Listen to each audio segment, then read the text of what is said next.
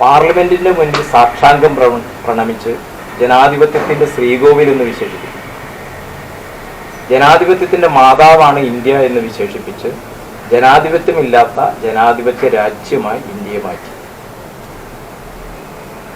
എല്ലാ ഭരണഘടനാ സ്ഥാപനങ്ങളെയും തോട് അവശേഷിപ്പിക്കുകയും അന്തസത്ത ചോർത്തിക്കളയുകയും ചെയ്ത ഒരു ഭരണമാണ് നമ്മൾ കഴിഞ്ഞ 10 വർഷമായിട്ട് രാജ്യത്ത് കണ്ടുപിടിക്കുന്നത്. വ്യത്യസ്തമായ പാർട്ടി എന്ന കാര്യത്തിൽ അഴിമതിയുടെ കാര്യത്തിലും അവർ ആ വ്യത്യസ്തത പുലർത്തി. അഴിമതി രഹിത ഭരണത്തെക്കുറിച്ച് സംസാരിച്ചുകൊണ്ടാണ് ഭരണത്തിൽ വന്നത്. കഴിഞ്ഞ UPA സർക്കാരിൻ്റെ അഴിമതിക്കെതിരെ വലിയ അന്നാ ഹസാരെയുടെ അടക്കമുള്ള ആളുകൾ ഡൽഹിയിൽ നടത്തിയ വലിയ